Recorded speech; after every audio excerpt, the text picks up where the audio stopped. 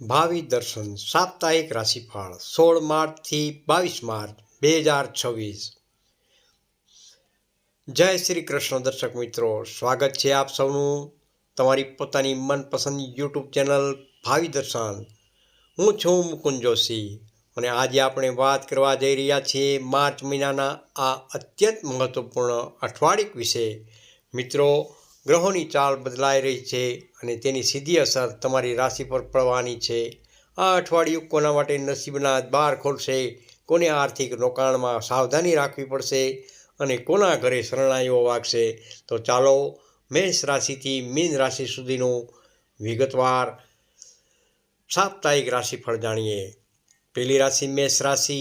મેષ રાશિના જાતકો માટે આ સપ્તાહ વિજયી ભાવ સમાન રહેશે। તમારા આત્મવિશ્વાસમાં અદ્ભુત વધારો જોવા મળી શકે છે। નોકરીમાં લાંબા સમયથી જે પ્રમોશનની રાહ જોતા હતા તેની પ્રક્રિયા આ અઠવાડિયે વેગ પકડશે। બોસ તમારા કામથી પ્રભાવિત થશે। જો તમે નવો પ્રોજેક્ટ શરૂ કરવાનું વિચારી રહ્યા હો તો 18 તારીખથી 20 તારીખની માર્ચ મહિનાની સમય શ્રેષ્ઠ રહેલો છે। જીવનસાથી સાથે ચાલી રહેલા મતભેદો દૂર થશે અને મધુરતા વધશે। ઉપાય જોઈએ તો દરરોજ સવારે શિવલિંગ પર જલાભિષેક કરી ઓમ નમઃ શિવાય મંત્રનો જાપ કરો। વૃષભ રાશિ। વૃષભ રાશિના મિત્રો માટે આ અઠવાડિયું ધીરજની કસોટી કરનારું પરંતુ અંતે મીઠું ફળ આપનારું સાબિત થશે। આવકના નવા સ્ત્રોત ઊભા થશે પરંતુ બિનજરૂરી ખર્ચ પર કાપ મૂકવો અનિવાર્ય છે। કામના ભારણને કારણે માનસિક થાક અનુભવાય। પૂરતી ઊંઘ લેવી અને યોગાભ્યાસ કરવો ખૂબ જ જરૂરી છે। જૂના મિત્રો સાથે મુલાકાત તાજગી અપાવશે। સામાજિક પ્રસંગોમાં જવાનો યોગ બની રહ્યો છે। આજનો ખાસ ઉપાય જોઈએ તો શુક્રવારે ગાયને તાજી રોટલી અને લીલું ઘાસ જરૂરથી ખવડાવો। મિથુન રાશિ। મિથુન રાશિના જાતકોએ આ અઠવાડિયે વિચારીને બોલવું એ મંત્ર અપનાવવો પડશે। ઓફિસમાં રાજકારણથી દૂર રહેજો। કોઈની વાતમાં આવીને ઉતાવળિયો નિર્ણય ન લેજો। શેર બજાર કે લોટરીમાં રોકાણ કરતાં પહેલાં નિષ્ણાતોની સલાહ લેવી। અચાનક મોટો ખર્ચ આવી શકે છે। સંતાનોના ભવિષ્યને લઈને ચિંતા દૂર થશે। ઘરમાં ધાર્મિક પ્રસંગનું આયોજન થઈ શકે છે। ઉપાય જોઈએ તો બુધવારે શ્રી ગણેશજીને 21 દુર્વા અર્પણ કરો અને સંકટનાશક શ્રી ગણેશ સ્ત્રોતનું પઠન કરો। કર્ક રાશિ। કર્ક રાશિના જાતકો માટે આ અઠવાડિયું ગોલ્ડન પીરિયડ જેવું છે। ભાગ્ય પૂરેપૂરું સાથ આપશે। જો તમારી કોઈ મિલકતનો વિવાદ ચાલતો હોય તો ચુકાદો તમારા પક્ષમાં આવી શકે છે।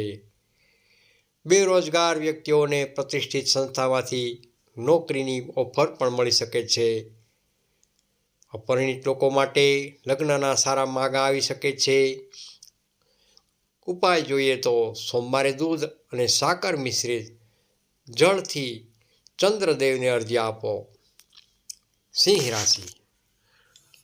સિંહ રાશિના જાતકો માટે તમારી રાશિનો સ્વામી સૂર્ય બળવાન સ્થિતિમાં હોવાથી આ અઠવાડિયે તમારો દબદબો જળવાઈ રહેશે। તમારા નેતૃત્વના ગુણો ખીલી ઉઠશે। સરકારી કામકાજમાં જે અડચણો હતી તે દૂર થશે।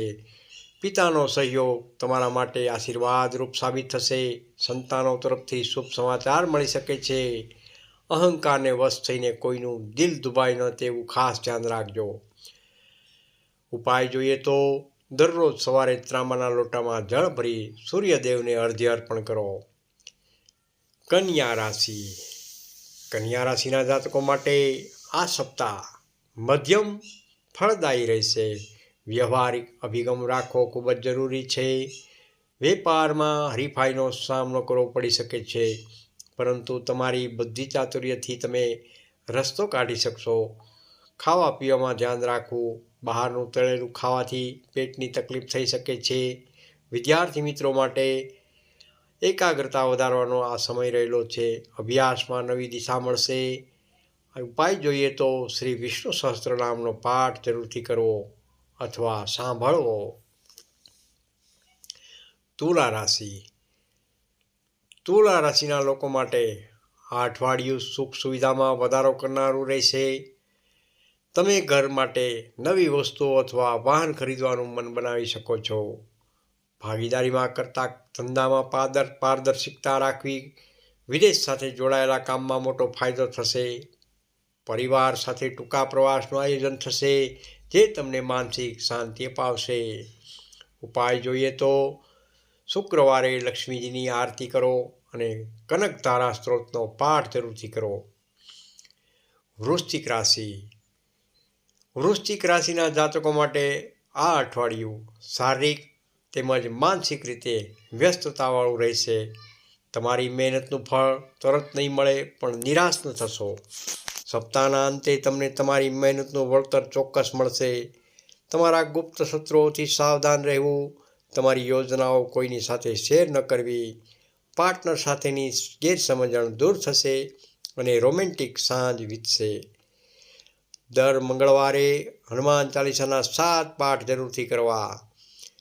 ધનુ રાશિ.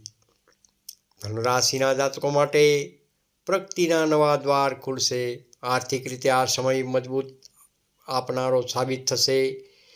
પ્રોપર્ટી કે સોનામાં રોકાણ કરવા માટે આ અઠવાડિયું ખૂબ જ અનુકૂળ રહેલું છે. તમારી બદલી ઈચ્છિત જગ્યાએ થવાની શક્યતા છે. માન સન્માન વધશે.